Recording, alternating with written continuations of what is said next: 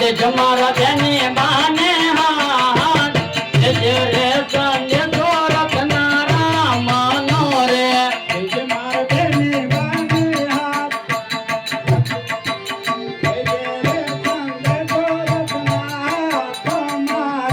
હાથ જે રે રત્ના સંજે તો રામનો રે જે રે સંજે તો રત્ના રામનો રે જે રામાની દુઆ જે રે સંજે તો રત્ના રામનો રે